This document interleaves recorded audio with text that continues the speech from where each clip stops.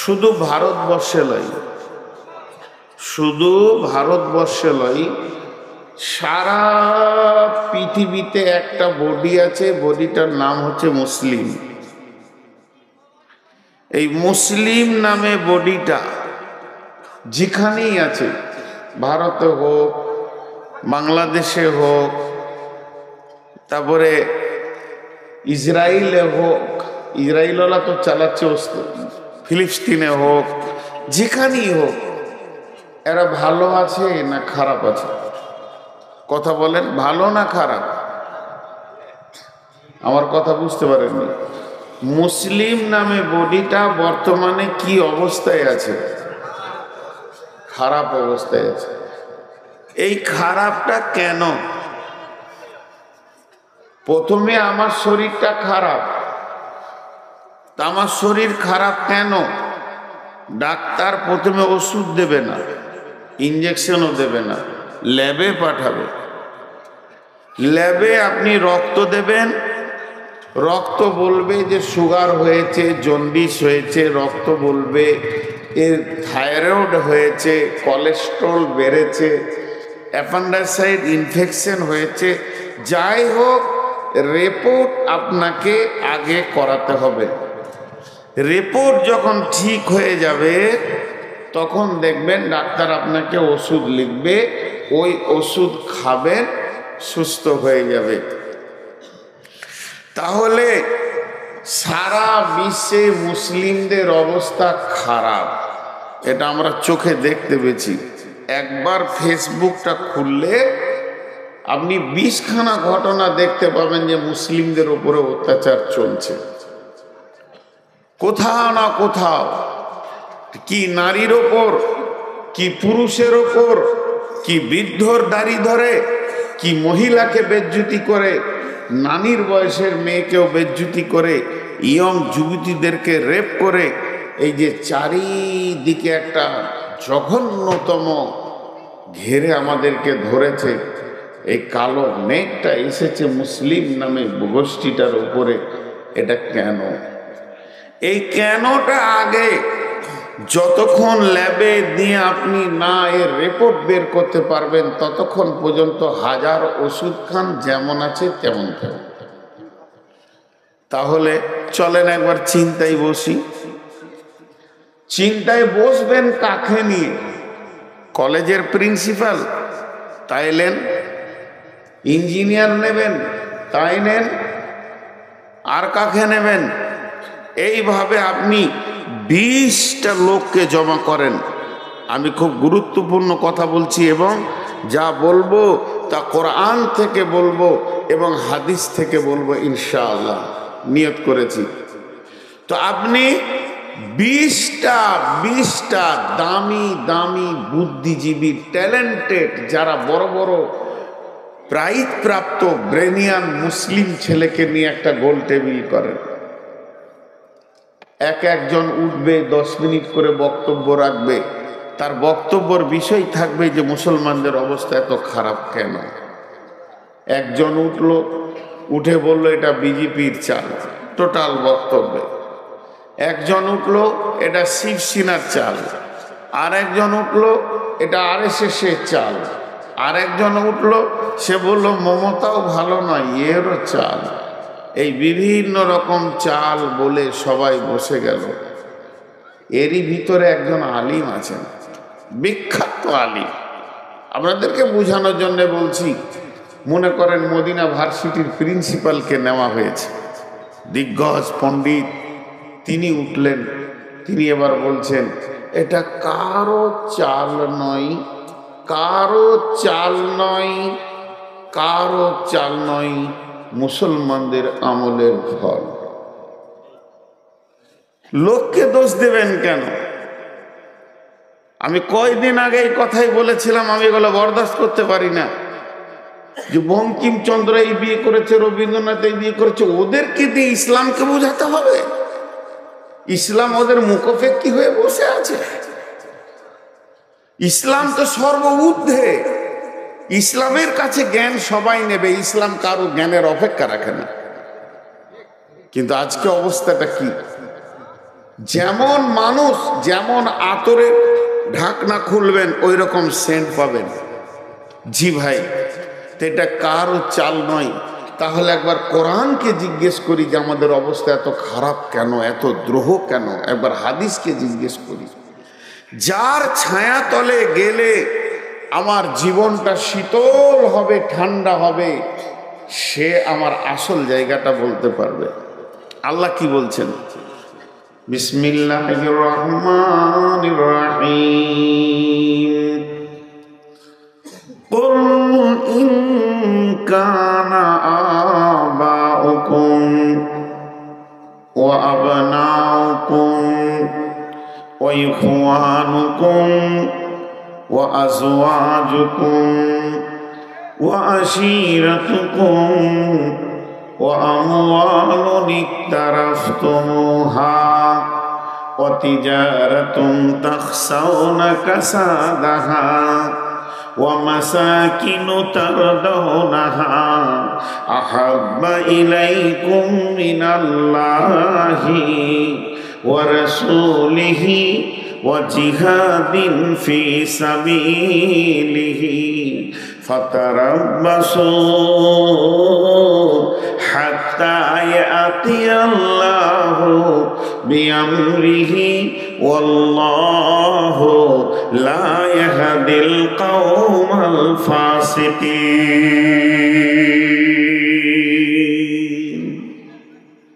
কোরআন বলছে তোরা আরো মার খাবি। এটা শুরু, এটা শুরু, শেষ নয়। এটা শুরু হয়েছে, এখনো তো সেরকম চলেনি। ছোট্ট একটা কথা জিজ্ঞেস করব, এটা হলো আমাদের জীবন ব্যবস্থা। বুঝে হ্যাঁ না বলবেন, বুঝতে ভুল হলে আমাকে জিজ্ঞেস করবেন, তবে ফতোয়া জিজ্ঞেস করিয়ে না দিতে পারবো না। এটা আমাদের জীবন ব্যবস্থা। একটা মুসলিম জন্ম থেকে মত পর্যন্ত কিভাবে চলবে চলে এসেছে, আর ওইভাবে চললে কবর থেকে নিয়ে জান্নাতের চৌকাটা পর্যন্ত সে কি অবস্থায় থাকবে ঘোষণা হয়ে গেছে। তাহলে পার্সেন্টেজ করি আমরা। মুরব্বী মানুষ দাঁড়িয়ে আছে, বাপজি আপনাকেও দাঁড়াতে মন গেল? ছোট ছেলে না এলে ধরা খায়। আহা হা, বসার জায়গা পাচ্ছে না গো। এই চেয়ার আছে আমার পাশে, আছেন। আহা, দুটোই বিয়াই মনে হয়। খাওয়া দাওয়া হয়েছে, একটু পরিলক্ষণ করে এবার বিদায় নিচ্ছে। সাথে নাতনিটাও আছে, আলো দিলেন। সুখের জীবন আজকে, মেলার আনন্দ উপভোগ করছে। আমার দিকে তাকান। এটা আল্লাহ আমাদেরকে 100-তে 100 দিয়েছে না 100-তে 99 দিয়েছে? সামনে মুখ খুলেছেন, চুপ থাকেন। পেছনের লোক বলেন, সবাই বলেন, সবাই হৃদয় থেকে ভালোবেসে বলেন, এটা আল্লাহ 100-তে 100 দিয়েছে না কম দিয়েছে? 100-তে 100 দিয়েছে। চলেন, এইটা আমাদের জীবনে 100-তে 100 আছে। কত আছে? কেউ বলেছে 2, কেউ বলেছে 0.5, কেউ বলেছে 5। জি ভাই, মাঠটা কেন খেঁচি এবার বুঝতে পেরেছেন? এর ছায়া তলে থাক, তোর গায়ে কেউ হাত দিবে না, আমি দেখে নিব। ছায়া থেকে সরে যাবে।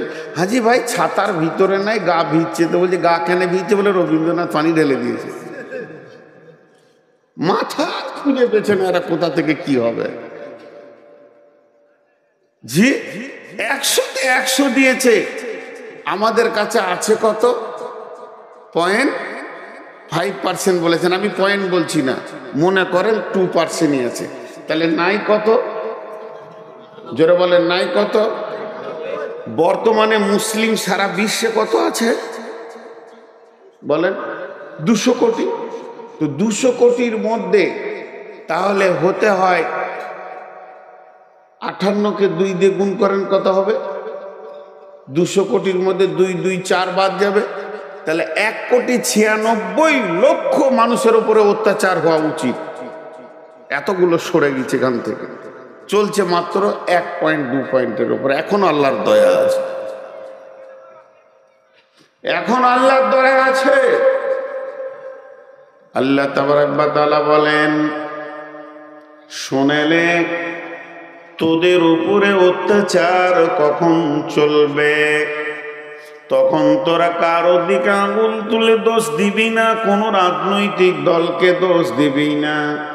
তোরা নিজেরা নিজেদের লিকটাকে মারার চেষ্টা কর। তোর গাড়ির পাংচার হয়েছে, দেশওয়ালাকে দোষ দিলে হবে না।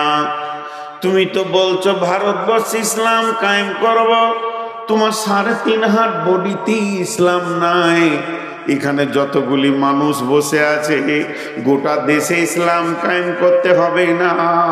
আমি নূর মোহাম্মদকে শুধু দেখেন খেয়াল করে, আমি বেঈমান, আমি মুনাফিক, আমি জালিম, আমি অত্যাচারী, তাহলে আমার কাছে ইসলাম নাই।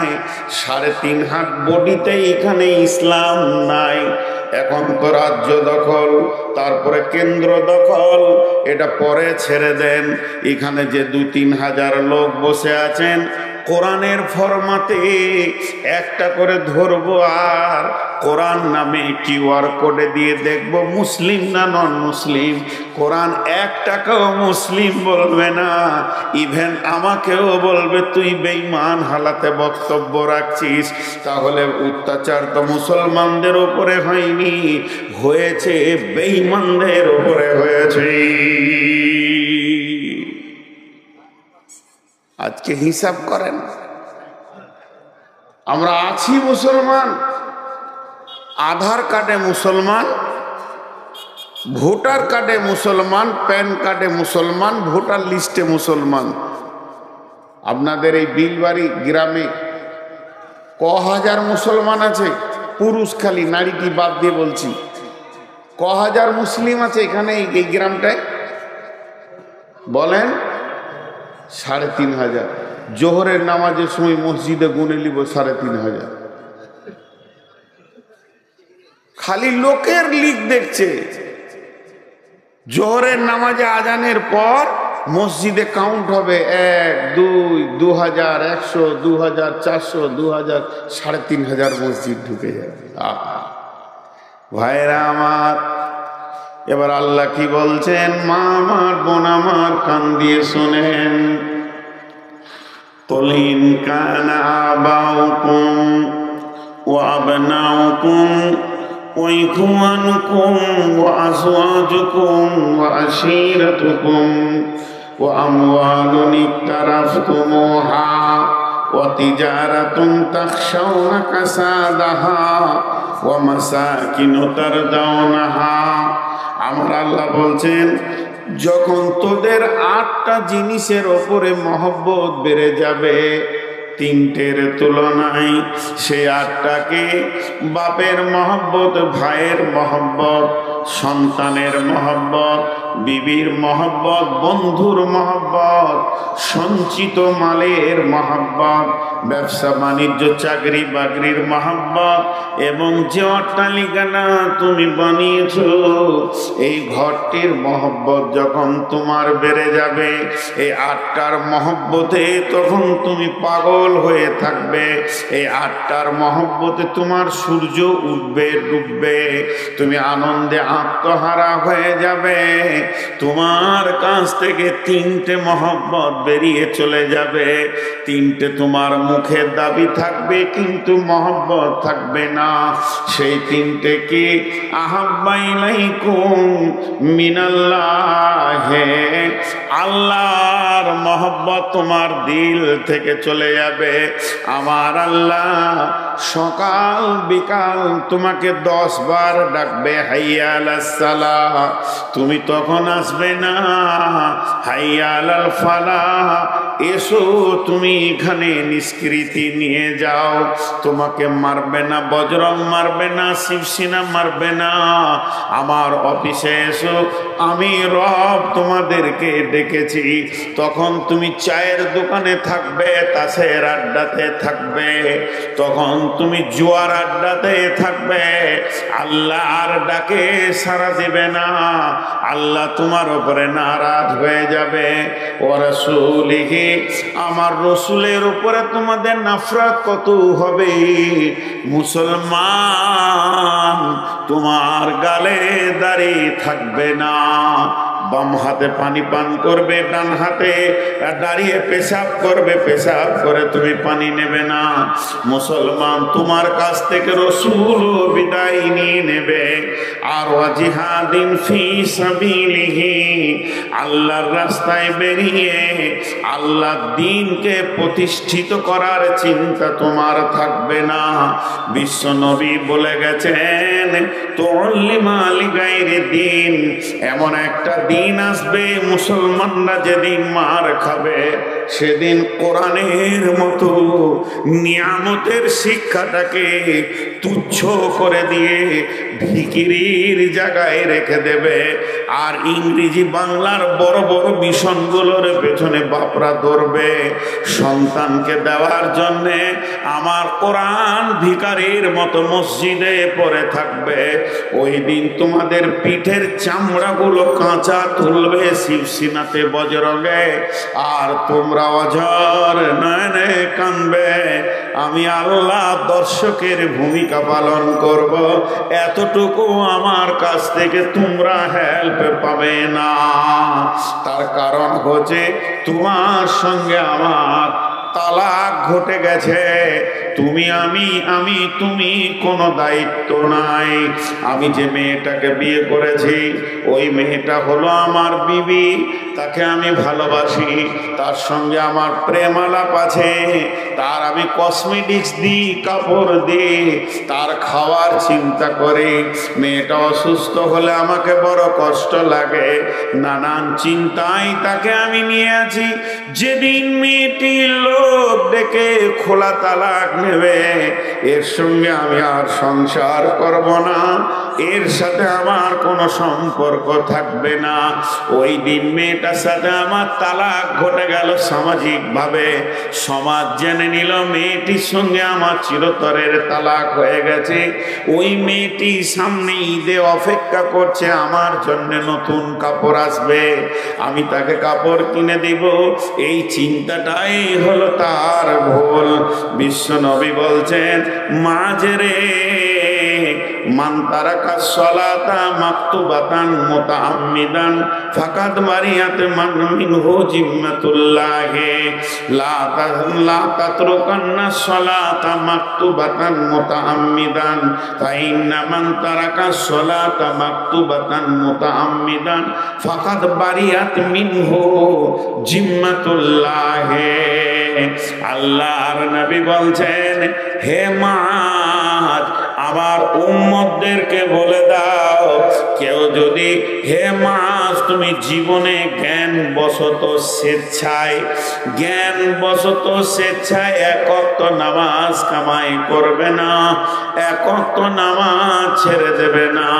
হে মাস, শুনে নাও, আমার যে উম্মত এক ওয়াক্ত নামাজ জ্ঞান বশত স্বেচ্ছায় ছেড়ে দেয়, আল্লাহর সঙ্গে তার সম্পর্ক কেটে যায়। ফাকাদ বারিয়াত মিনহু, আল্লাহ তার থেকে আর কোনো সম্পর্ক রাখে না, তাকে মারছে না কাটছে, এ ব্যাপারে আল্লাহর কোনো জিম্মা নাই। ফাকাদ বারিয়াত মিনহু জিম্মাতুল্লাহ, আল্লাহ তার জিম্মা থেকে বাড়ি পেয়ে যায়। বলেন,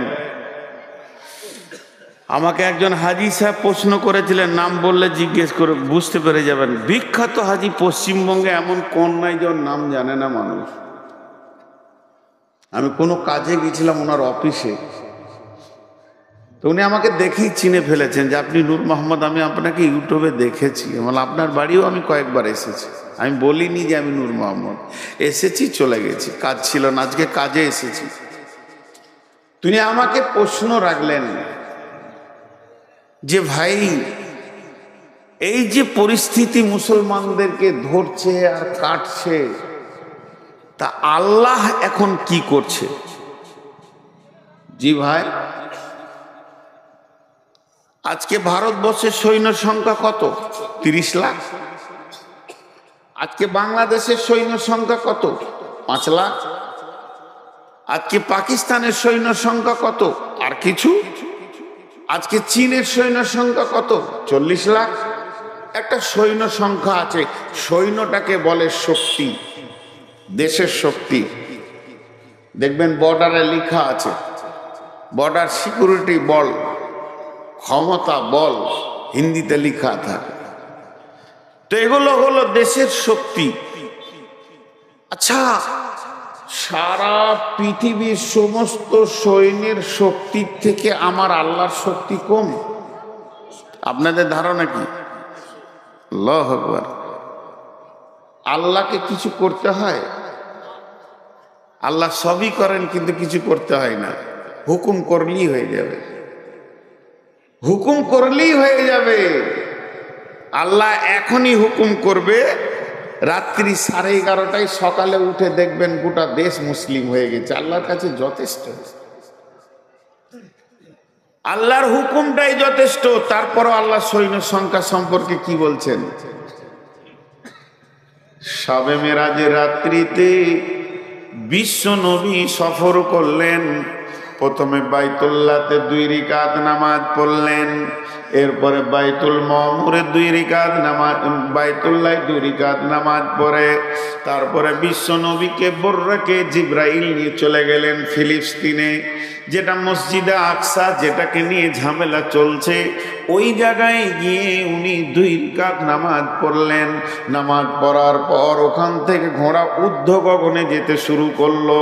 বর্রাক যখন ঊর্ধ্ব গগনে যেতে শুরু করেছে, যেতে যেতে একটা মসজিদ পেয়েছে এই জমিনে। সেই মসজিদটার নাম হলো বাইতুল মামুর, এটা আসমানের ভিতরে আছে। এই মসজিদে বিশ্বনবী গেলেন এবং ওখানে গিয়ে সমস্ত নবীকে দেখতে পেলেন। বিশ্ব নবীকে ইমামুল আম্বিয়া কেন বলা হয়? তিনি সমস্ত নবীর কেন ইমাম? আদম আলাইহিস সালাম ও নবী মুহাম্মদ সাল্লাল্লাহু আলাইহি সাল্লামের পেছনে নামাজ পড়েছেন, ওখানে সমস্ত নবী রয়েছে। জিবরাইল আমিন বিশ্ব নবীকে বর্রাক থেকে নামিয়ে হাতটা ধরে টেনে নিয়ে গিয়ে মুসল্লায় দাঁড় করিয়ে দিলেন। বিশ্ব নবী 2 রাকাত নামাজ পড়লেন, সালাম ফিরলেন। সমস্ত নবীরা নবীজির পেছনে সালাত আদায় করলেন। এরপরে তিনি চলে গেলেন 7 তবক আসমানকে ভেদ করে সিদরাতুল মুনতাহা, আল্লাহর সঙ্গে মোলাকাত হলো, সরাসরি দেখা হয়নি। আম্মা জান আয়েশা প্রশ্ন করেছিলেন, ইয়া রাসূলুল্লাহ, আপনি কি আল্লাহকে দেখেছেন? বিশ্বনবী উত্তরে বলেছেন, আমি দেখিনি, তবে নূরের তাজাল্লি আমি দেখেছি। এরপরে তিনাকে সমস্ত ট্রেনিং করিয়ে, কেউ বলে 14 বছরের সফর ছিল, কেউ বলে 28 বছরের সফর ছিল। এই সফরটা সেরে বিশ্বনবী যখন এসে মসজিদে নববীতে বর্ণনা দিচ্ছেন, তখনই বলেছেন বাইতুল মামুরের ক্যাপাসিটি কত, আপনাদের মসজিদটা ক্যাপাসিটি কত। এখনই অঙ্ক করলেন, প্রত্যেকটা মুসল্লাতে একটা মানুষকে 8 ফুট না জায়গা লাগে নামাজ পড়তে। এটা কয় ফুট হতে দেখলেন? তাহলে বিশ্ব নবী গো, ওই মসজিদটা ক্যাপাসিটি কতটা? নবীজি বলেছেন, শুনে লাও, ক্যাপাসিটি শুনে লাও, সেই সাথে ফেরেশতার সংখ্যাও শুনে লাও। একসঙ্গে আল্লাহর 70,000 ফেরেশতা সেখানে নামাজ পড়ে। একসঙ্গে আল্লাহর 70,000 ফেরেশতা সেখানে নামাজ পড়ে। যে 2 রাকাত নামাজ পড়ে বেরিয়ে চলে যায়, পশ্চিম দিকে সূর্য উঠবে, কিয়ামত হয়ে যাবে, ওই ফেরেশতাটা আর দ্বিতীয় চান্স পাবে না। সৈন্য সংখ্যা কত হলো? 12,500। মাথা নাড়িয়েছে, বলছে হ্যাঁ। তাহলে কেমন শুনছে, খালি ধ্যান দেন। 70,000 একবার 2 রাকাত পরে বেরিয়ে যায়, আর 2 রাকাত নামাজ পড়ার জন্য পেছনে লাইন দিয়ে দাঁড়িয়ে আছে, এরা ঢুকে যায়, ওরা বেরিয়ে যায়, পরের স্টেপ ঢুকে যায়, এইভাবে চলতেই আছে কিয়ামত পর্যন্ত। 2 রাকাত নামাজ যে পড়েছে দ্বিতীয় চান্স পাবে না, এতগুলি ফেরেশতা আছে। তাহলে একটা ফেরেশতার ক্ষমতা কতটা? 1 চর দিলে মনে হয় হালকা লাগবে, জি না। আল্লাহ 2টো মাস্তানের নাম আপনাদের সামনে বলছি, বেশি বলবো না। একটা হলো ওর নাম আজরাইল। আজরাইল নাম নয়, মালাকুল মত।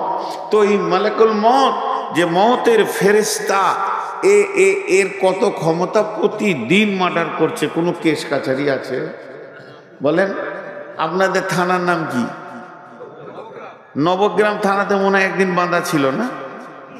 হ্যাঁ বলছে, হ্যাঁ ছিল। মাথা লড়াইছে, ও কি বুঝছে আল্লাহ এখানে। জি, প্রতিদিন চালিয়ে যাচ্ছে আজরাইল, প্রতিদিন চালিয়ে যাচ্ছে। ওকে বাঁধার ক্ষমতা কারো নাই। একজন বাংলাদেশি বক্তা, উনি মজাক করছেন, বলেননি যে এরকম হাদিস আছে, একজনের বাপ মরে গেছে, দৌড়ছে থানাতে গিয়ে বলছে, এসপি সাহেব তাড়াতাড়ি করে কেস লেখেন। বলে কি হলো? আমার আব্বা এক্ষুনি মার্ডার হয়ে গেল। কখন? বলে সকাল 7টায়। তাড়াতাড়ি খাতাতে লিখছে মার্ডার হয়েছে। কোথায়? বাড়িতে। কিভাবে? বলে আজরাইল মেরেছে, হে কলম ফেলে দিয়েছে। বলে ওর নাম লিখতে গিয়ে আবার না জানি আমার উপর আবার কিছু হয়ে যায় না। তাহলে একটা মাস্তান বিশ্ব সামালতে পারছে না। মোদি যদি আজরাইলের নাম 3 বার শুনে তো চুচু চুচু করে পেশাব করবে। কিন্তু সে কার কন্ট্রোলে আছে আজরাইল? জোরে বলেন কার? বিসমিল্লাহির রহমানির রহিম। ওয়া নুফিকা ফিস সূরি ফাসাইকা মান ফিস সামাওয়াতি ওয়া মান ফিল আরদি। আল্লাহর আর একটা সৈন্যর নাম হলো ইসরাফিল। ইসরাফিল সুর ফুঁকে দেবে। ভারত কেন, রাম মন্দির কেন, আর জগন্নাথ মন্দির কেন, আর কি মসজিদ কেন, মন্দির কেন, পৃথিবীটা ময়দান বানিয়ে দেবে। আল্লাহ তো দূরের কথা, আল্লাহকে এখন জমার খাতায় রেখে দিলাম। আমার আল্লাহকে হাত লাগাতে হবে না, আমার আল্লাহ তার হাতকে নাপাক করবেন না, তিনি গোটাই পবিত্র পবিত্র থাকবেন। একটা হুকুম মেরে দেবে ইসরাফিলকে, বিশ্বটাকে ধ্বংস করে দেবে। এই রকম ক্ষমতা নিয়ে তিনি বসে রয়েছেন গদিতে, আর আমরা হলাম তার পাচাটা গোলাম, আর আমাদেরকে কাটা হচ্ছে। তাহলে আমাদের মালিক এখন কি করছে? নিশ্চয় মালিকের সঙ্গে সম্পর্ক কেটে গেছে। এই জায়গাটা যদি কেউ রিপেয়ার করে নিতে পারে, আল্লাহ তাবারাক ওয়া তাআলা সূরা নূরের মধ্যে বলছেন, বিসমিল্লাহির রহমানির রহিম। ওয়াদাল্লাহুল্লাযীনা আমানু মিনকুম ওয়া আমিলুস সালিহাতি লা ইস্তাখলিফান্নাহুম ফিল আরদি কামা ইস্তাখলাফাল্লাযীনা মিন ক্বাবলিকুম। আরেকবার বলছি, বিসমিল্লাহির রহমানির রহিম। ওয়াদাল্লাহুল্লাযীনা আমানু মিনকুম ওয়া আমিলুস সালিহাতি লা ইস্তাখলাফাল্লাযীনা মিনকুম কামা ইস্তাখলাফাল্লাযীনা লা ইস্তাখ খালি মাথা ভুল করে। ওয়াদাল্লাহুল্লাযীনা আমানু মিনকুম ওয়া আমিলুস সালিহাতি। আল্লাহ তাবারাক ওয়া তাআলা বলছেন, আমি তোদের সঙ্গে ওয়াদা করছি। আচ্ছা, আর একটা মাঝে কথা বলেলেন, আমি আরেকটা ততক্ষণ বের করে নিই মাঝে। আচ্ছা, আমার ওয়াদা, আমি যে ওয়াদা করেছি আজকে জালসায় আসবো, যদি আল্লাহ তৌফিক না দিত আসতে পারতাম? ধরেন বাড়ি থেকে বের হয়ে 5 গ্রামে গাড়িটা 3 পাল্টি, তাহলে হসপিটাল যেতাম। তাহলে আমার আসার কোনো ক্ষমতা নাই। আমি যেখানে এসেছি, আমি আসিনি, আমার আল্লাহ আমাকে তৌফিক দিয়েছে বলেই পৌঁছাতে পেরেছি, ঠিক না? তো যখন আমি ওয়াদা করব তখন কি বলবো? ইনশাআল্লাহ আপনাদের জালসায় আমি আসছি। যখন ইনশাআল্লাহ বলবো তো আমার আল্লাহ আমাকে তৌফিক দেবেন। তা এই তৌফিকটা পেলে তবে আমি আসতে পারবো। কিন্তু আল্লাহকে কোনো তৌফিক লাগবে? আল্লাহ যদি কোনো ওয়াদা করে তৌফিক লাগবে? এতগুলো লোক, পেছনের লোক একটু আগে চিল্লাইছিলেন তো। আমি সলিড কোরআন হাদিস দিয়ে আজকে মলম দিয়ে যাচ্ছি, ঘা ভালো হয়ে যাবে। কিন্তু মেয়েরা শুনছে না, ওরা মুড়ি ভাজতেই আছে। জি, আপনারা শুনেন। মানে আমি তো আবার নারী বিশেষজ্ঞ, আমি বুঝি যারা শুনবে না। ওরা এসেছে বহু দিনের পুরাতন গল্প গুজব উজাড় করছে। আচ্ছা, ওরা ওদের কাজ করুক, আপনারা আমার সঙ্গে কথা বলেন। আল্লাহ কোনোদিন ওয়াদা খিলাফ করেন না। এবার আমি বলছি, সূরা নূরে চলে যাবেন, 55 নম্বর আয়াতটা খুলবেন। আল্লাহ কি বলছেন? ওয়াদাল্লাহুল্লাযীনা আমানু মিনকুম ওয়া আমিলুস সলিহাতি লা ইস্তাখলিফান্নাহুম ফিল আরদি কামা ইস্তাখলাফাল্লাযীনা মিন কাবলিকুম। আল্লাহ তাবারাক ওয়া তাআলা বলছেন, আমি ওয়াদা করছি রে সারা বিশ্বের মুসলমান, আমার ওয়াদাটা শুনেলে তোরা ঈমান আনার পর আমার ভালো আমলের ভিতরে তোরা ঢুকে যা। যখন তোরা আমাকে রাজি করে নিবি আর আমি যখন রাজি হয়ে যাব, সারা বিশ্বটাকে তোদের হাতে তুলে দিব, তোরা শাসন করবি, তোদের অধীনস্থে বাকি জাতিগুলো শাসিত হবে। কেমন করে শাসন করবি আর কেমন করে শাসিত হবে একবার ভেবে দেখ। ইতিহাসের দিকে পেছন দিকে হাঁটতে হাঁটতে চলে যা, সাহাবীরা কিভাবে শাসন করেছে। 1.5 লক্ষ বেঈমান, একটা নয়, দুটা নয়, তিনটা নয়। বাদশা হেরাক্লেস কাজ ছিল খালি, কাউকে আমার থেকে বড় হতে দিব না, ওই দেশটা আমার থেকে বড়, চলো হামলা করো, ওকে আমার পায়ের তলে ফেলো। এই দেশটা আমার থেকে বড়, চলো হামলা করো। কারণ ও সৈন্য বেশি ছিল। বর্তমানে আমেরিকা লাল বাঁদররা যে কাজটা চালিয়ে যাচ্ছে, ওইটাই ছিল বাদশা হেরাক্লের কাজ। তখন রোম, পারস্য আর আপনার কুয়েত যেগুলো বিভাজন হয়ে গেছে, ইরাক, ইরান একসঙ্গে ছিল। 1.5 লক্ষ সৈন্য। কোনো একজন ব্যক্তি বলল, ও বাদশা হিরাক্লিস, তুমি বহু জায়গা। কি হলো? ছেলে পেলে ভাগ্য ভালো না, আমি অন্য কিছু বলেছি, আমি খারাপ মনে করিনি। কারো বিপদ হয়ে গেল নাকি? আর্তনাদ ছিল, এটা হাসি ঠাট্টা ছিল না। ও বাদশা হিরাক্লিস, তুমি তো বেশ কটা দেশ জয় করেছো, একটা নতুন শক্তি বের হয়েছে মদিনাতে, খবর পেয়েছো কি? ওই শক্তির নেতার নাম হলো নবী মুহাম্মদ সাল্লাল্লাহু আলাইহি সাল্লাম। কোনো ঝগড়া নাই, ঝামেলা নাই, ওর মাথায় চলে গেছে মোহাম্মদ নামে কে এসেছে রে মদিনাতে, খোঁজ নিয়ে দেখ। দেখছে হ্যাঁ, যে যায় সে মুসলমান হয় আর অনুগত্য স্বীকার করে। তখন বাদশা হেরাক্লিস বলছে, এবার মদিনাটাকে জয় করো। সুরসুরি উঠে গেল। জি ভাই, এতদিন তুমি যা করেছো করেছো, এবার 11 লাখ তারে হাত দিতে যেছো বাপ। মোহাম্মদকে চিনো কি? সে কে? এবার বলো ওটাকে জয় করো। বিশ্ব নবী খবর পেয়ে গেল যে আমাদেরকে বিজয়ী করবে, আমাদের ওপরে তারা বিজয়ী হবে, আমাদেরকে পরাজিত করবে। রোম সোমবার রেডি হয়ে গেছে। আল্লাহ কোরআনে সূরা রোম দিয়ে দিয়েছেন। বিশ্ব নবী সৈন্যদেরকে বললেন, ও আল্লাহর গোলামের দল, ও আল্লাহর গোলামের দল, আলী রে, ওসমান রে, রে আবু বকর, কে আছো? উমার, এ খালিদ বিন ওলীদ, এবার তোমরা রেডি হও। কতজন সৈন্য বিশ্ব নবী নিলেন সঙ্গে মোতার প্রান্তে যাওয়ার জন্যে? 30,000 সৈন্য। 30,000 সৈন্য। কতগুলো বললাম? বেঈমানরা কত আছে? 1.5 লাখ। 30,000 সৈন্য নিয়ে মদিনা থেকে সফর শুরু করে দিলেন। আর মদিনা থেকে যখন সফর শুরু হলো, রাস্তাটা কয় কিলোমিটার ছিল? জি বলেন, কে বলতে পারবে? রাস্তাটা কয় কিলোমিটার ছিল? তখন তো কিলোমিটার ছিল না, এখন কিলোমিটারে এসে গেছে 1900 কিলোমিটার রাস্তা। পাহাড়ি রাস্তা। শুধু তাই নয়, পাহাড় পর্বত মরুভূমিকে পার করে তাদেরকে যেতে হবে। এই রকম পাহাড়ি রাস্তা, 1900 কিলোমিটারের রাস্তা তারা রেডি হয়ে গেল। এবার মুনাফিকরা ভিতরে ঢুকে গেল।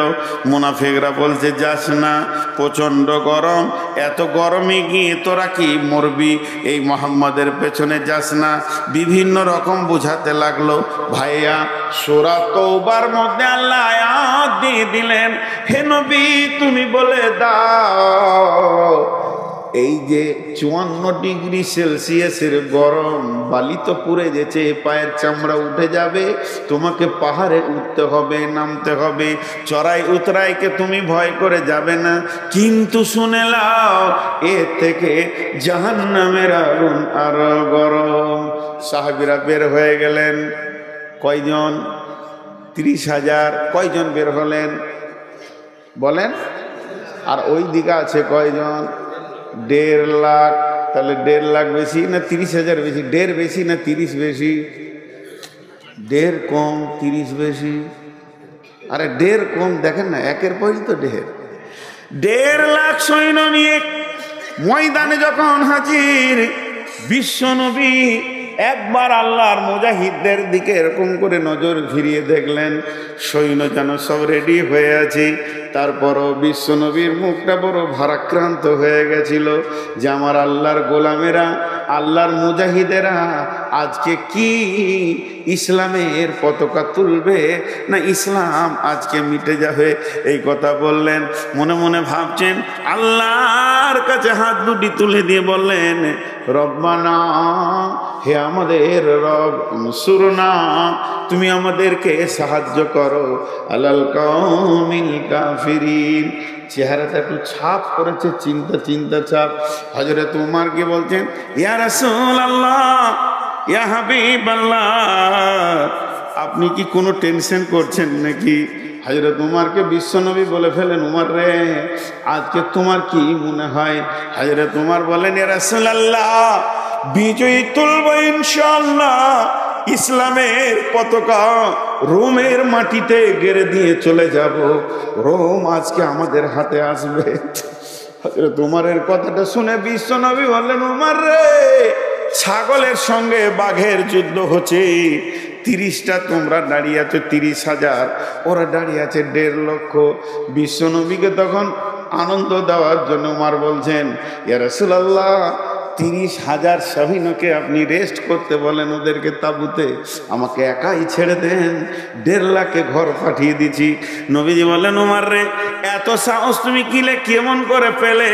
হযরত উমর উত্তর দিলেন, ইয়া রাসূলুল্লাহ, আপনি বলেছেন যার দিলে আল্লাহ আছে তার দিলটা হলো জীবিত, আর যার দিলে আল্লাহ নাই সে হলো মুর্দা। আমি উমর একাই জীবিত, 1.5 লক্ষ মুর্দা দাঁড়িয়ে আছে আমাদের সামনে। একটা বাঘের মতো হুঙ্কার মারব, ময়দান ছেড়ে দিয়ে এক বাঘ 1.5 লক্ষ ভেড়ার জন্য যথেষ্ট। ময়দান ছেড়ে দিয়ে চলে যাবে। যখন তুমুল যুদ্ধ মহড়া শুরু হয়ে গেল, বন্ধুরে, আল্লাহ কোরআনে দিলেন গুলিবাতির রোম। 30,000 সৈন্য বিশাল রোম সাম্রাজ্যকে দখল করলেন। শুধু দখল করেনি, তাদের সিংহাসন পর্যন্ত পৌঁছে গেলেন। শুধু পৌঁছায়নি, সেখানে যে আপনার কিনা সোনার তাজ ছিল, সোনার শেকল ছিল, স্বর্ণ যত ছিল সবকে টেনে হিঁচড়ে বের করে নিয়ে এসে মসজিদের নববীর গোডাউনে ছুঁড়ে ফেলে দিলে বাইতুল মালে জমা করে দিয়েছে। এর নাম হলো আমরা সেই সে জাতি, আমরা সেই সে জাতি। কিন্তু আজকে আমরা কি? আজকে আমরা, জি ভাই শোনেন, আজকে আমাদের অবস্থাটা কোন জায়গায় পৌঁছে গেছে? খোদায় পাইয়া, আল্লাহ রে পাইয়া, বিশ্ব বিজয়ী একদিন ছিল যারা, আল্লাহকে হারিয়ে ভীত পরাজিত আজ দুনিয়ায় তারা। আল্লাহর সঙ্গে যুক্ত সদাই ছিল যাহাদের মন, দুঃখে রোগে শোকে অটল ছিল যাহারা সর্বক্ষণ। এসে শয়তান ভোগ বিলাসে, ভাষাটা শোনেন কবি নজরুলের, এসে শয়তান ভোগ বিলাসের কারিয়ানি আছে ইমান তাদের, আল্লাহকে হারায় মুসলিম আজ হয়েছে সর্বহারা। আজকে আমরা শেষ হয়ে গেছি। তাদের সঙ্গে কে ছিল না? আল্লাহ। আমাদের সঙ্গে আল্লাহ নাই, আমাদের সঙ্গে আল্লাহ নাই। আমাদের সঙ্গে আল্লাহ নাই, শেষ হয়ে গেছে। আল্লাহর সাথে সম্পর্ক অনেক আগে কেটেছে। আল্লাহকে সাক্ষী রেখে একটা কথা বলছি, আজকে পবিত্র মজলিসে বসে আছেন, একটু বেঈমানি কথা বলবেন না, আপনারাও, আমিও বলবো না। আজকে আমার আল্লাহ আমাকে তৌফিক দিয়েছেন, এশার নামাজ 2 রাকাত রাস্তায় সফরের পড়েছি। আমি এশার নামাজ 2 রাকাত পড়েছি তাই হাত তুললাম। আপনারা এশার নামাজ পড়ে কে কে বসেছেন হাত তুলেন। আর বাকি কটা মার কি সাথে পড়ছে গো?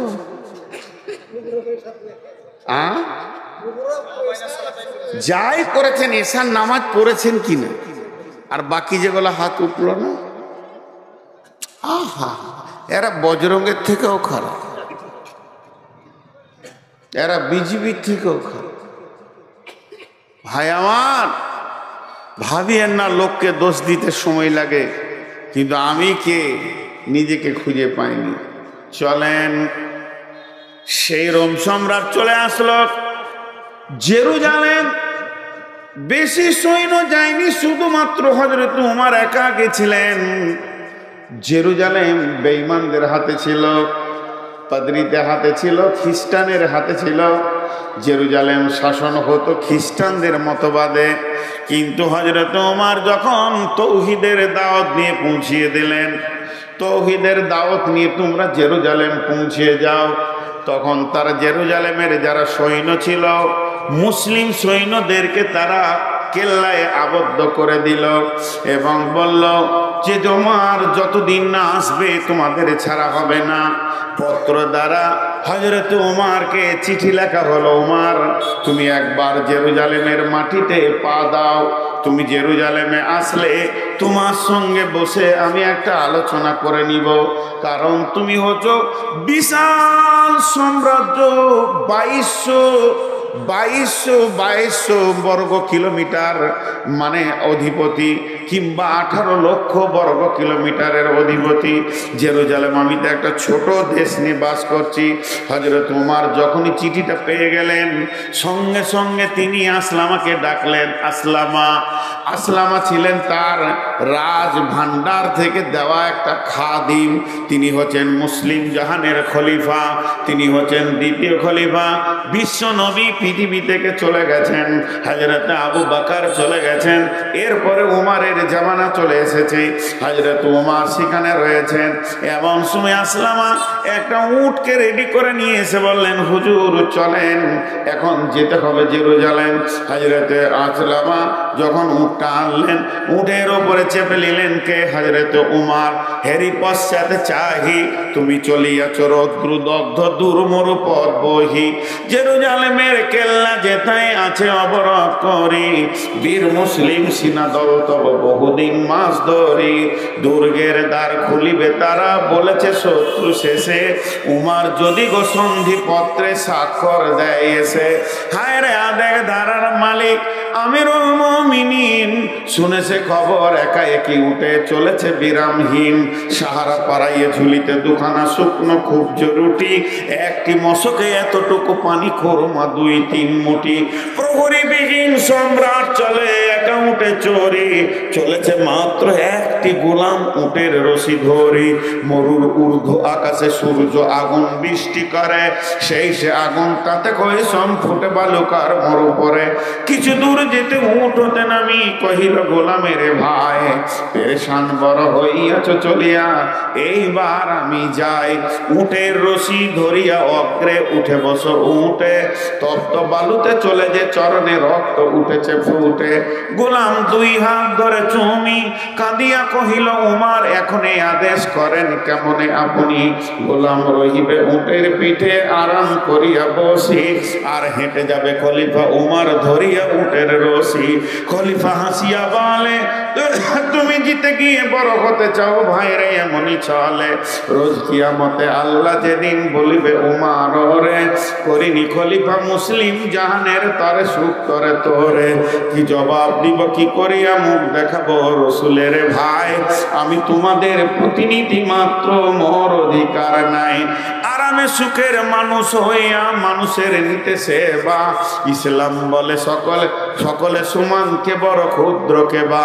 উমার চড়িল গোলাম চড়িল উটের পিঠে, উমার ধরিল রশি মানুষের স্বর্গে তুলিয়া ধরিয়া ধুলাই নামিল শশী। এই অবস্থায় যখন যাচ্ছে, খলিফা উটের রশি ধরে আছে, গোলাম উটের ওপরে চেপে আছে। এখন জেরুজালেমের কোম্পানি মেজর জেনে নিয়েছে, চলো চলো চলো বর্ডারে যায়, বিশ্ব একটা বিরাট বড় দেশের মালিক আমাদের দেশে আসছে, তাকে সুস্বাগতম দিব, স্যালুট জানাবো। কোম্পানি মেজর সৈন্য নিয়ে গিয়ে বর্ডারে অপেক্ষা করছে। দেখছে বহু দূরে একটা উট, তার সামনে কোনো আর প্রহরী নাই, কোনো সিকিউরিটি নাই, কোনো গার্ড নাই, কোনো বন্দুকওয়ালা কিছুই নাই। তিনি একাই আসছেন। 18 লক্ষ 22 লক্ষ বর্গ মাইলের যিনি শাসনকর্তা, শুধুমাত্র একটা উট, আর উটের লাগাম ধরে একজন হাঁটছে। আস্তে আস্তে যখন কাছে পৌঁছালো, জর্ডান নদী পার হবে, বর্ডার পার হবে, কোম্পানি একটা জোরে স্যালুট মারলো। মেজর স্যালুট মারার পর বলছেন, আদব নেবেন জাহাপনা, আমাদের দেশে আসার জন্য আমরা অনেক আনন্দিত হয়েছি, আপনাকে সুস্বাগতম দিচ্ছি আমাদের দেশে। এমন সময় অঝোর নয়নে কাঁদতে শুরু করেছে আসলামা। উটের পিঠে কাঁদছে আর বলছে, আমাকে কেউ স্যালুট দিয়েন না, আমি তো উমার নয়, আপনাদের চিনতে ভুল হয়ে গেছে, আমি হলাম উমারের খাদিম, উমারের গোলাম। যিনি উমার তিনি উটের লাগাম ধরে হাঁটছি, ওনার হুকুম তাই আমি উটের ওপরে বসে আছি, ওনার হুকুম না হলে আমি নেমে যেতাম। অতএব যিনি লাগাম ধরে হাঁটছেন ইনি হলেন 18 লক্ষ বর্গ মাইলের বাদশা। কোম্পানি মেজর অবাক, হায় আল্লাহ, আমরা এতদিন রাজা দেখেছি, বাদশা দেখেছি, মন্ত্রী দেখেছি, পূর্ণাঙ্গ মানুষ এখনো দেখিনি। হযরত ওমরকে বলছে, তুমি কত দামি মানুষ, এত দামি মানুষ কোনোদিন দেখিনি। তারপরে গেল গির্জা ঘরে, বিশাল গির্জা, খ্রিস্টানদের গির্জা ঘরে তাকে স্বাগতম জানানো হলো। ওমর গির্জা ঘরে উঠলেন, পোপের সঙ্গে কথা বলছেন। গির্জার যে মেন পোপ, সেই হচ্ছে দেশের শাসক। কথা বলতে বলতে হঠাৎ ওমর পোপকে বলছেন, ছোট হয়ে আদবের সঙ্গে বলছেন, হযরত ভাই আমার, একটু আমাকে ছেড়ে দেন, আমি 2 রাকাত নামাজ পড়ে আসি। গির্জার পোপ তখন অবাক, এত বড় মানুষ, এত বড় দাপটওয়ালা মানুষ আমার কাছে ছুটি চাইছে, কেমন কথা, তার দিলটা গলে গেল। তখন তিনি বললেন, আমাদের এই আঙ্গিনায় গির্জায় পড়িলে নামাজ হবে নাকি কবুল আল্লাহর দরবারে, একবার আপনি এখানে নামাজটা পড়ে নেন। তখন হযরত উমর উদাহরণ বুঝালেন, ভাইয়া শুনেলেন, আমার সৈন্য বড়, দেশ বড়, ক্ষমতা বেশি, আমি যদি গির্জাতে 2 রাকাত নামাজ কোনো কোণে পড়ে নি, আমার সৈন্যরা ভেবে নেবে হযরত উমর ইশারা করছে গির্জাটাকে ভেঙে দিয়ে মসজিদ করে নাও। এটা তো আমার আল্লাহ হুকুম দেয়নি, এটা আমার নবীর বিধান নয়। কর মসজিদ, গির্জারে ভেঙে মসজিদে মুসলমান এ কোনো দিন হতে পারবে না। আমাকে ফাঁকা জায়গায়, একটু ফাঁকা খোলা মাঠে 2 রাকাত নামাজ পড়ার সুযোগ দেন।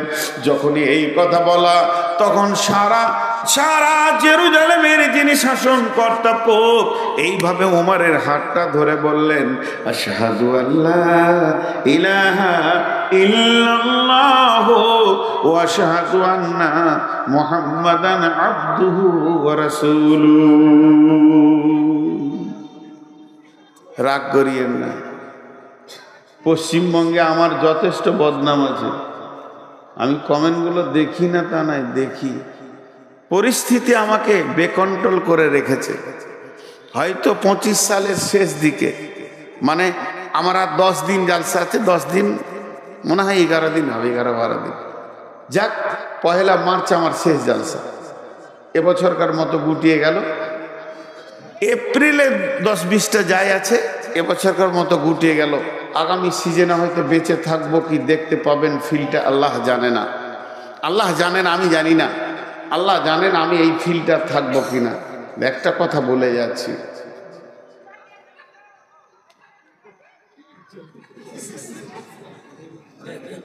পানি খাই, পানি খাই, হ্যাঁ আমি তা বলছি না, মেয়েগুলো এত চিল্লাইছে আমাকে ভয় লাগছে যে বোম এনেছে নাকি, ছুড়ে দিতে পারে। তো তো আমি আপনাদের সামনে একটা কথা বলে যাচ্ছি, খুব ঠান্ডা মাথায় আপনারা কথাটা শুনবেন। ভুল হলে আপনাদের পায়ের জুতোগুলো আমার মাথাতে ছুঁড়বেন, আমি ফুল বলে কুলিয়ে নেব। আমি আলিমদেরকে আগে বলছি, এই জাতির প্রথম শ্রেণী হচ্ছে আলিম। এখন মসজিদে ইমাম ভাতা চলছে কি চলছে না? জায়েজ না জায়েজ বলবো না, আমার ক্ষমতা নাই, ফতোয়া দিতে পারবো না, চলছে। তো একটা এলাকায় থানাতে মনে হয় একটা করে ইমামকে লিডার বা নেতা করা হয়েছে। কথা বলেন, হয়েছে কি হয়নি? এখন কোন ইমাম যদি মসজিদ চেঞ্জ করছে তো ওর নামটাও চেঞ্জ করতে হচ্ছে, এই সমস্যায় রয়েছে। তো তার কাছে যেতে হবে, তার সাথে আবার ব্লকের, তারপরে আপনার এমএলএর সব একটা নেটওয়ার্ক করা আছে, সরকারিভাবে দেওয়া আছে। আচ্ছা, ও ঘোষ খেছে কি খেছে না? ওকে যদি পঞ্চায়েতে প্রদান করা হয় একটা মসজিদের ইমামকে, আর তার পেছনে যে মুসল্লি কটা নামাজ পড়ছে তারা যে কোন সুখে পড়ছে আল্লাহ জানে। বলেন, মুসলমানদের প্রথম শ্রেণীটার অবস্থা বললাম। ঘোষ খেছে মসজিদের ইমাম।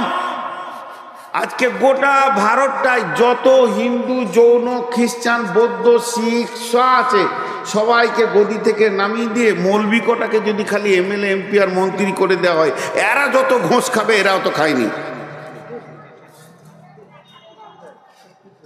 তাহলে কোন সুখে আমাদের কিন্তু থাকতে দিবে? আমরা আমাদের লিগগুলোকে খুঁজে পেছি না।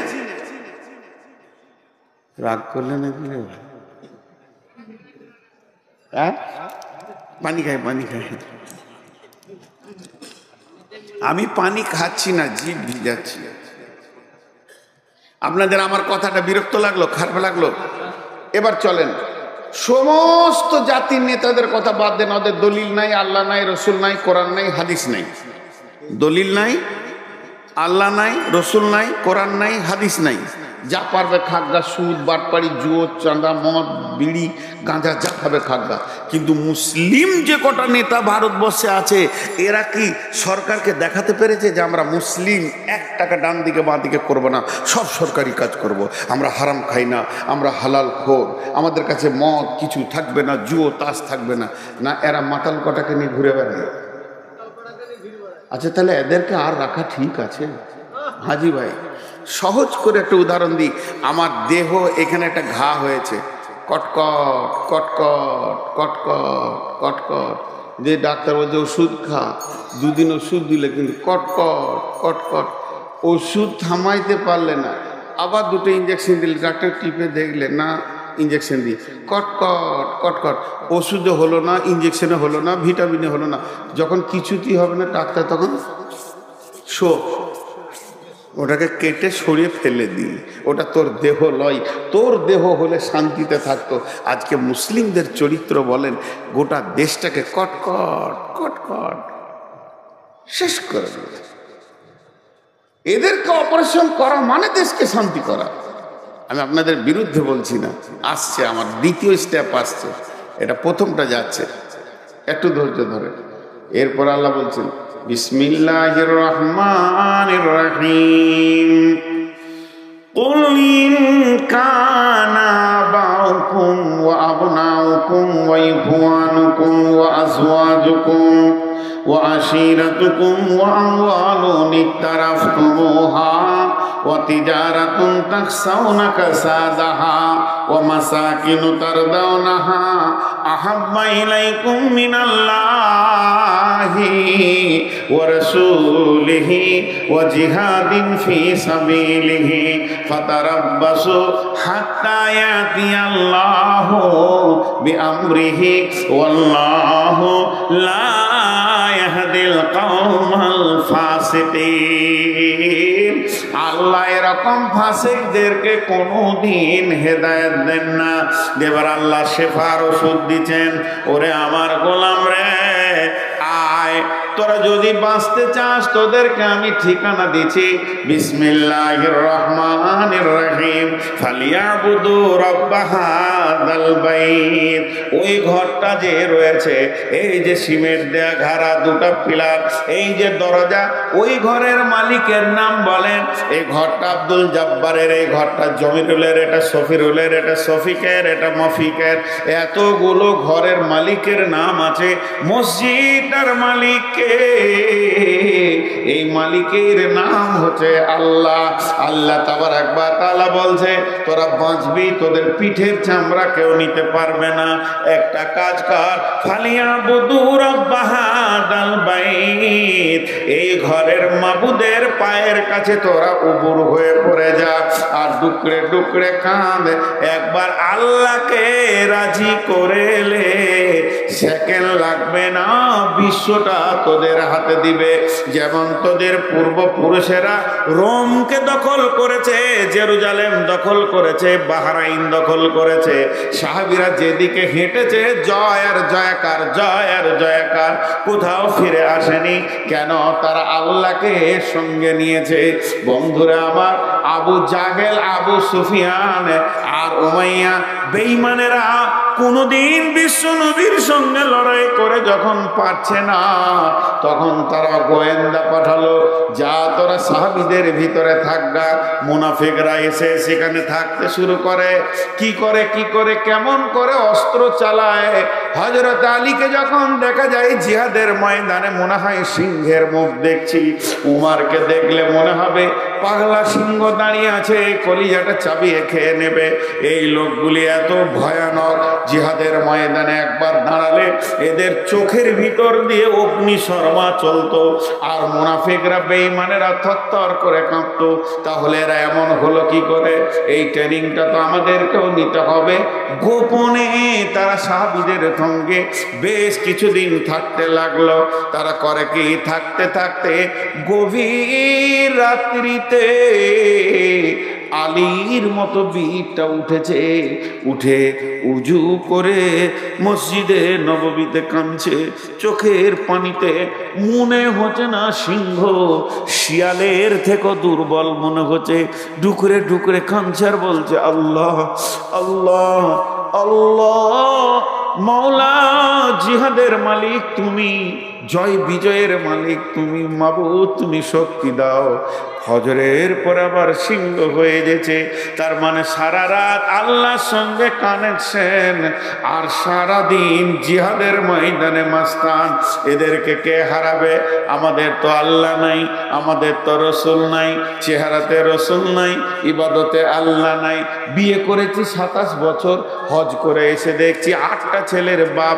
হাজিকে জিজ্ঞেস করছি, হাজি সাহেব ছেলে ফিলে কয়টা? বলে 4টা বেটি 4টা বেটা। মাশাআল্লাহ, টাকা পয়সা হয়েছে। বিয়ে কতদিন হয়েছে? 43 বছর বিয়ে করেছি বাবা, 8টা ছেলের বাপ আমি। আমার বিয়ে রানিং চলছে 43 বছর। মক্কার মাটিতে জিজ্ঞেস করছি, হাজি সাহেব ফরজ গোসল জানেন? বলে জানি না। গোটা ঘর না পাক করে রেখে দিয়েছে 43 বছর ধরে। এ হাজির ঘরে কোন ফেরেশতা ঢুকবে রে বন্ধু? এবার তার বেটারা জানে কিনা জানি না ওই ঘরটার অবস্থা কি হয়ে আছে। শয়তান বলবে, এত বড় শয়তানি তো আমি বলি নাই, সারা বছর ঘরকে না পাক করে রেখে দে। মুসলমান, তোমাকে মুসলমান হতে হবে।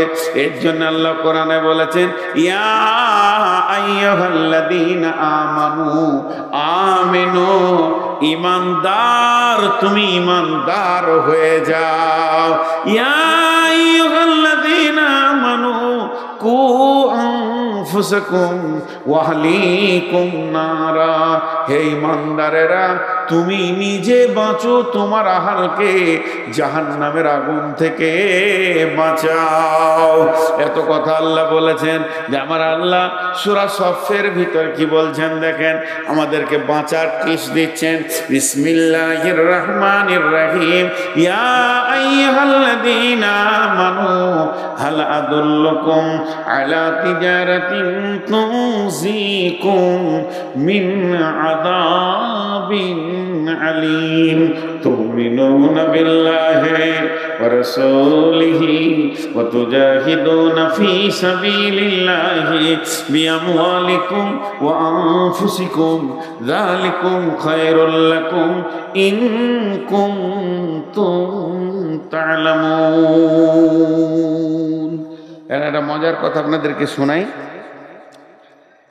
প্রেয়ার স্কুলে হয় কি হয় না? স্কুলে মাদ্রাসাতে কেমন করে দাঁড়ায়? লাইন সোজা করে দাঁড়ায় কি না? এই কথাটা উত্তর দেবেন আপনারা। এর মধ্যে যুক্তি কথা আছে। এটা আমি পেয়েছি গোলাম মুর্তুজার কাছ থেকে। তখন আমি বায়ান শুনছি বসে বসে, শিশু অবস্থায় খুব দামি কথা বলেছিলেন, এখন আমার ব্রেনে সেটা আছে। প্রেয়ার লাইন হয় একটার পেছনে একটা, একটার পেছনে একটা, এটা একটা লাইন, এটা একটা লাইন, এটা একটা লাইন। আচ্ছা, একের পেছনে এক হলে কয়জন হলো? বলে না, মুখ খুলে না। তার পেছনে এক কয় হলো? তার পেছনে এক কয় হলো? আচ্ছা, ওরা কয়জন হলো? চারজন। আর আমার রসুল প্রেয়ার লাইন কিভাবে শিখিয়েছেন? একের পেছনে এক না একের পাশে এক? মসজিদে নামাজে কেমন দাঁড়ান? একের পাশে এক। তা একের পাশে এক হলে কত হয়? 11। তার পাশে এক হলে কত হয়? তার পাশে এক হলে কত হয়? মুসলিম যদি 4টা দাঁড়ায়, ওদেরকে 1000টা আসতে হবে। এখনো এই ক্ষমতাটা মুসলমানদের আছে। কি বলেন? আল্লাহ এখনো কেড়ে নেয়নি। ভারতবর্ষে যে কটা মুসলমান আছে ওরা জানে, একবার যদি হুঙ্কার ছাড়তে শুরু করে তো ওরা পেচ্ছাপ করে পালিয়ে যাবে। প্রশাসন শুধু ওদের সাথ দিচ্ছে তাই। তারপরও ভারতবর্ষের মুসলমান এখনো ধৈর্যের উপরে দাঁড়িয়ে আছে। যেদিন ধৈর্যের বাঁধ ভাঙবে, যেদিন এরা নামবে, সেদিন বিশ্বের অন্য জাতিরা পালাবার রাস্তা পাবে না। কারণ কি? কারণটাও বলে দিই। এই আয়াতে আছে, আমি আয়াত পড়েছি। আপনাদের বিরক্ত লাগছে নাকি? এই আয়াতে আছে, আমি বললাম আজকে অনেক মূল্যবান কথা বলবো। আমাকে একজন হিন্দু ভদ্রলোক মালদাতে জিজ্ঞেস করছে, অনেক মহব্বতের মানুষ, খুব দেখা সাক্ষাৎ হয়। বলছে এত মারার পরও এরা পেছুচ্ছে না কেন? তখন আমি ওকে দুটো কথা বললাম, যে মনে করেলেন একটা 20 তলা বিল্ডিং, বিশাল ছাদ, 200 মিটারের ছাদ। মন দিয়ে শুনবেন, ওকে যে উদাহরণটা দিয়েছিলাম। আর দুজনাই হচ্ছে পাকা চোর, ওই ছাদে লুকিয়ে আছে। আর এসপি গিয়েছে। আর যে এসপি কে দেখেছে ওরা দৌড়তে শুরু করেছে ছাদে। কিন্তু এসপি কি ছাড়বে? এসপি ছাড়বে না। তো ছাদের দক্ষিণ দিক থেকে উত্তর দিকে দৌড়তে গিয়েছে। কিন্তু ছাদে সব দেওয়াল আছে, দেওয়াল বড় উঁচু করে দেওয়াল আছে। ওখানে দুটো প্লাস্টিকের দরজা আছে। তো একজন দরজাকে লাত মেরে দিয়ে ওই দিকে চলে গেল, আর একজন দরজার কাছে গিয়ে এসপি কে ধরা দিয়ে দিলে। যে লোকটা লাত মারলো না, ওর জ্ঞান কি? ওর জ্ঞান হচ্ছে ওই পাশে আর ছাদ নাই, আমি নিচে পড়বো, 20 তলা নিচে পড়বো, তার থেকে এসপি কে ধরা দেওয়া ভালো। 2-4 বাড়ি যা দিবে। আর যার এটা জানা আছে 100% যেটা দরজা মাত্র, ওই দিকেও বড় ছাদ আছে, সে কি করবে? ওই প্লাস্টিকের দরজাতে একটা লাত মেরে দিয়ে দৌড়বে। তা শুনালেন, পৃথিবীর সমস্ত জাতি জানে মরে গেলেই শেষ, আর মুসলিমদের জানা আছে মরার পরেই আসল জীবনটা। এর জন্য এরা মরতে ভয় করে না। বিশ্বনবী শহীদের ব্যাপারে কি বলেছেন শুনেলেন? যখন চারিদিকে মার কাট চলছে, তখন তো আমরা রাতেই দৌড়ে বেড়াই। 3টে কথা শুনেলেন। বিশ্বনবী বলছেন যখন কোনো মানুষকে শহীদ করা হয়, সারা পৃথিবী দেখছে ওকে মারছে, কাটছে, কিন্তু তার যাতনাটা বিশ্বনবী বলেছেন পিপুলিকা কাটার থেকে বেশি নয়। তার যে জানটা যায়, পিপুলিকা কাটলে যতটা ব্যথা হয়, অতটা ব্যথাই তার জানটা চলে যায়। আল্লাহর নবী বলেছেন এটাই সত্য। 2 নম্বর কথা নবীজি বলেছেন, যখন কোন শহীদের রক্ত মাটিতে টাচ করে, আমাকে কতল করেছে, কেটেছে, আমার রক্তটা যখনই মাটিতে টাচ করবে সঙ্গে সঙ্গে আমার সাগিরা কাবিরা সমস্ত গুনাহ মাফ হয়ে যাবে। শুধু একটা গুনাহ মাফ হবে না, ঋণ ইল্লা দাইন, ঋণের গুনাহ মাফ হবে না। আমি যার কাছে পাবো, যে আমার কাছে পাবে, এটা কাউকে পুরা করতে হবে। এর জন্য বিশ্বনবী জানাজায় গেলে প্রথম ঋণের কথা জিজ্ঞেস করে নিতেন। আমার আব্বা মরে গেছে, আমি দাঁড়িয়ে বলবো, ও গাঁওয়ালা, বাপের ঋণের দায়িত্ব আমি নিয়ে নিলাম, বাপকে মাফ করে দাও, তারপরে জানাজা হবে। ঋণ এমন একটা জিনিস, তাহলে শহীদ হওয়াটা কত বড় জিনিস। 1 নম্বর, রক্তটা মাটি টাচ করবে, চুরি, ডাকাতি, বেঈমানি, সুদ, জুয়া, তাস, লুডো, গেনা, ব্যভিচার, লুচ্চামি, বেপরদা, সমস্ত গুনাহ মাফ, তাকে আল্লাহ মাফ করে দেবেন। এরপরে শহীদের মত হবে আসানে, হাসতে হাসতে জান্নাতে যাবে। তাহলে নামাজ কখন থেকে শুরু হয়েছে? নামাজ 5 ওয়াক্তে শুরু হয়েছে, মানে রসুলের মেরাজের রাত্রির পর থেকে নামাজ 5 ওয়াক্তে শুরু হয়েছে। রসুলের মেরাজের রাত্রি থেকে 5 ওয়াক্তে নামাজটা শুরু হয়েছে, রসুলের মেরাজের রাত্রি থেকে। এই নামাজটা চলবে কতদিন? চলবে চলবে চলবে চলবে, চলতে থাকবে কতদিন? একদম যেদিন পশ্চিমে সূর্য উঠবে সেই দিনে আজান আর নামাজ বন্ধ হবে। তাহলে কি জিহাদ বন্ধ হয়ে গেছে? জি না, জিহাদ চলছে। জিহাদ শুরু হয়েছে কখন? ইসলামের প্রথম জিহাদ শুরু হয়েছে বদরকে দিয়ে। এই জিহাদটা চলবে কতদিন? খণ্ড খণ্ড ভাবে সারা পৃথিবীর বুকে জিহাদ চলবে বন্ধুরে।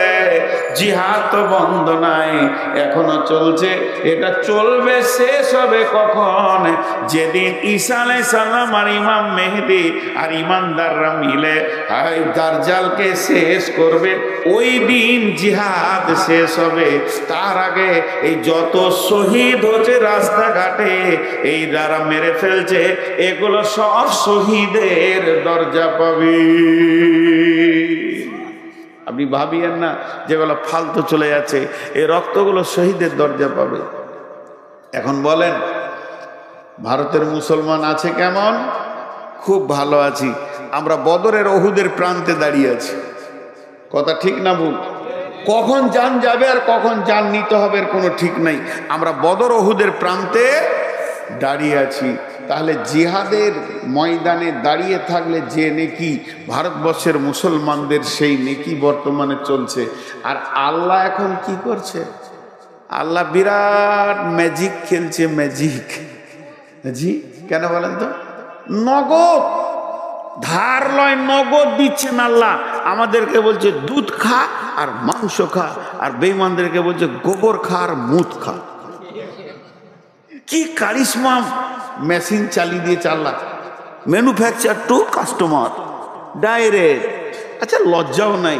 আবার রুটিতে গোবর মেখে খেয়েছে, মুখটাকে এমনি করছে, ভালো লাগে রে বা, জোর করে খেয়েছে। আর আল্লাহ আমাদেরকে বলছে দুধ খা, কাবাব খা, টিকিয়া খা, যত খাবি খা, আবার শহীদ হয়ে জান্নাতেও যা। আর ওদেরকে দিয়ে দিয়েছে গোবর খা আর পেচ্ছাপ, আবার গোবর মাখ। তাহলে আল্লাহ কত বড় কাজে রেডি চালাচ্ছে, এখন আমরা আল্লাহকে চিনতে পারিনি।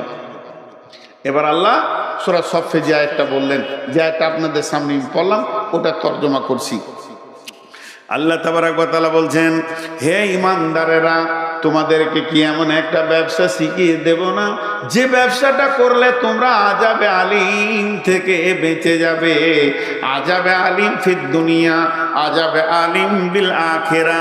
দুনিয়ার আযাব, আখিরাতের আযাব থেকে নিজেকে মুক্তি করে নেবে, বাঁচিয়ে নেবে।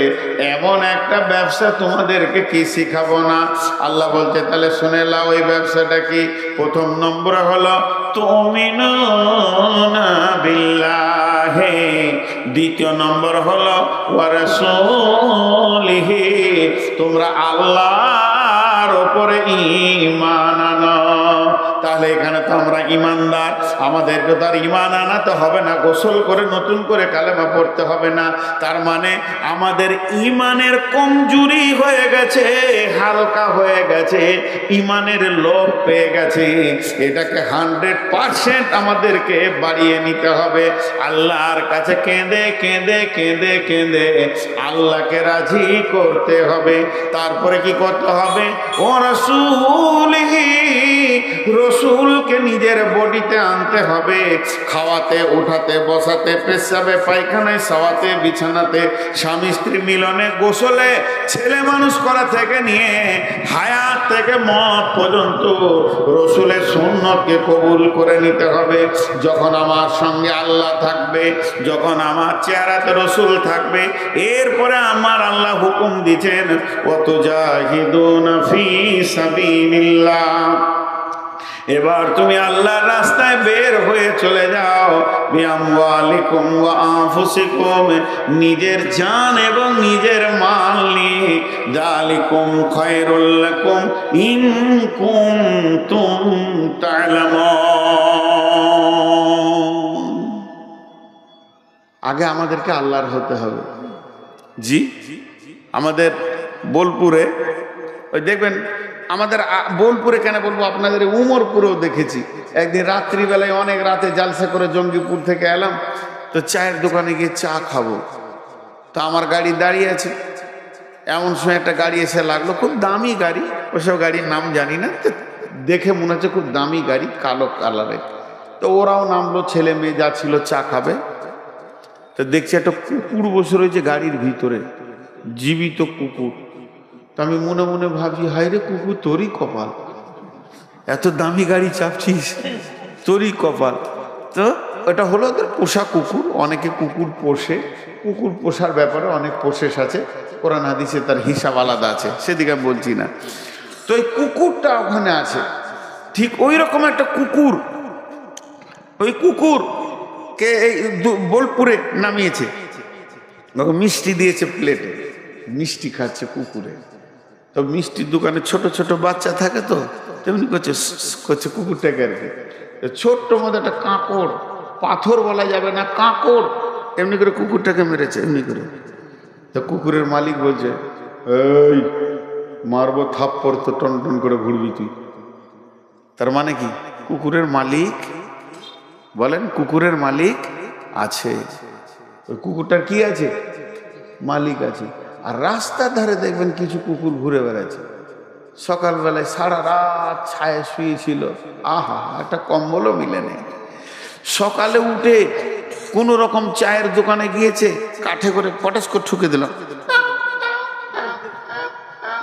জিকির করতে করতে চলে গেল পুরীর দোকানে।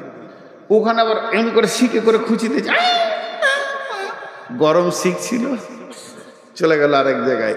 ওখান থেকে লাত খেয়েছে, এখানে গেল।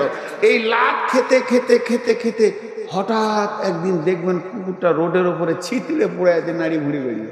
লাশ তোলারও কেউ নেই, কাঁদারও কেউ নেই। কেন? কুকুরের মালিক, যেটা বলেন কুকুরের মালিক।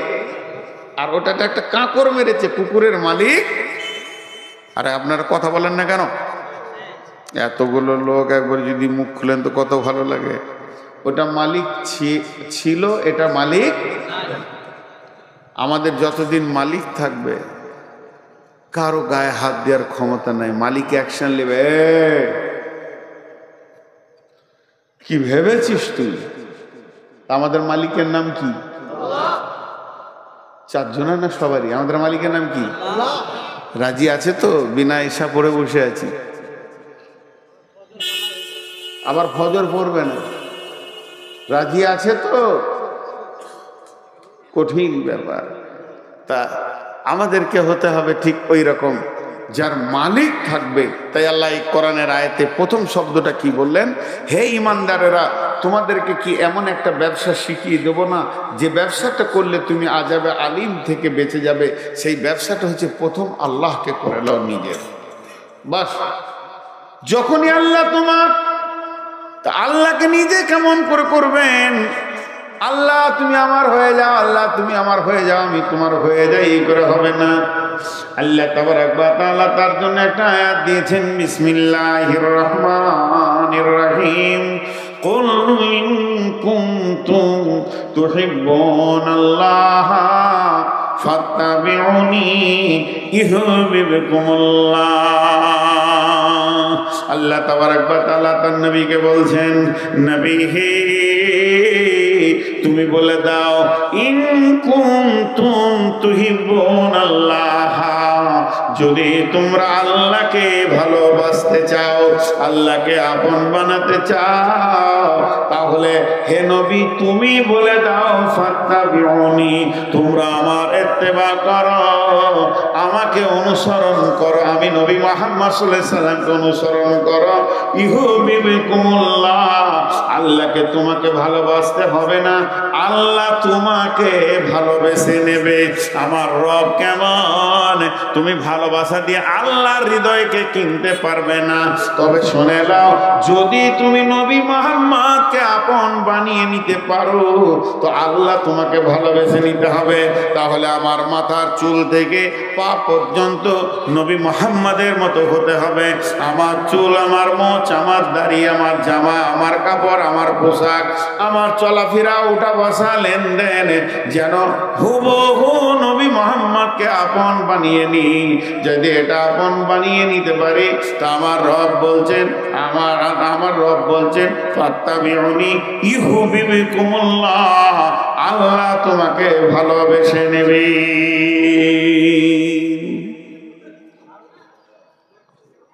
আসলে আজকে কত তারিখ ভাই? আজ আমার জালসা কিষানগঞ্জে, কিন্তু এখানে আছে এই জন্য লোক উঠে যায়। লোক ভাবছে যে তোরও হুঁশ নাই। জি আচ্ছা, আমি আর বেশিক্ষণ আপনাদের কাছে থাকছি না, 2-5 মিনিট আপনারা একটু বসেন, কারণ এটা তো মাদ্রাসার জালসা, আর মাদ্রাসাটা সামনে রাখতে হবে। উঠিয়ে না, 2-5 মিনিট বসেন। আমি ঠিক অল্প সময় ছেড়ে দিচ্ছি, আপনাদের কাছে বেশি সময় আর নিব না। আজকে যে বিষয়টা নিয়ে আলোচনা করলাম, সর্বসাকুল্যে একটাই কথা, আল্লাহকে রাজি করলে দুনিয়া রাজি হয়ে যাবে। আর আল্লাহ যদি নারাজ হবে, সারা দুনিয়া আপনাকে কুকুর, গরু, ছাগল, শুয়োর, কুত্তার মতো পিটবে, আপনার আমার দাঁড়াবার জায়গা থাকবে না। এটার ওপরেই আমি আপনাদের সামনে কথা বলছি, অন্য কিছু নয়। আল্লাহ তাবারক ওয়া তাআলা বলছেন, লাইসাল বিররা আন তুওয়াল্লু ওয়ুজুহাকুম কিবালাল মাশরিকি ওয়াল মাগরিবি ওয়ালাকিন্নাল বিররা মান আমানা বিল্লাহি ওয়াল ইয়াউমিল আখিরি ওয়াল মালাইকাতি ওয়াল কিতাবি ওয়ান নাবিয়্যিন ওয়া আতাল মালা আলা হুব্বিহি যাবিল কুরবা ওয়াল ইয়াতামা ওয়াল মাসাকিনা ওয়া ইবনাস সাবিলি والسائلين وفي الركاب وأقام الصلاة وآتى الزكاة والموفون بعهدهم إذا عاهدوا والصابرين في البأساء والضراء وحين البأس أولئك الذين صدقوا وأولئك هم المتقون। আল্লাহ তাবারক ওয়া তাআলা বলছেন, তুই বুলেট বানবি, তুই এমন একজন হয়ে যাবি, বিশ্ব যেন তোর কাছে জ্ঞান নেবে। তাহলে তোকে 5টা জিনিসের উপরে ঈমান আনতে হবে। 1 নম্বরে হচ্ছে আল্লাহর উপরে ঈমান। তার মানে আমি আল্লাহর কথাটা বারবার বলছি, যতদিন পর্যন্ত আল্লাহর প্রতি ঈমান না থাকবে, বন্ধুরে, রসুলের জামানায় রসুল বেঁচে আছেন, হায়াতে রসুলে একজন বেঈমান হালাতে ইসলামের পক্ষে জিহাদ করতে করতে, বেঈমান বললাম, একজন সাহাবী এসে বলতেন, ইয়া রাসূলুল্লাহ, অমুক ব্যক্তিকে দেখলাম সে ইসলামের পক্ষে জান দিয়ে, প্রাণ দিয়ে, সর্বশক্তি দিয়ে জিহাদ করছে। বিশ্বনবী বললেন, লোকটা জাহান্নাম চলে যাবে। এর বিশ্বাস হলো না, তারপরেও তো নবীজি বলেছেন, এটা ভাবছেন। গিয়ে দেখছে যে হ্যাঁ, লোকটাকে যখন কয়েকটা তলোয়ারের আঘাত করেছে, নিজের তলোয়ারটা নিজেই বুকে রেখে মারা গেল, খুদকুশি করে করে নিল। তার মানে হচ্ছে ওই সাহাবীটা তখন বুঝে নিল নবীজি যা বলেছেন তা ঠিক। তার কারণ যতক্ষণ পর্যন্ত ঈমান 100% না হবে, বুকের ভিতরে ঈমান না থাকবে, অতদিন পর্যন্ত আপনি জিহাদের ময়দানে গিয়েও নিজেকে কিছু করতে পারবেন না, নিজেকে কবুল করাতে পারবেন না।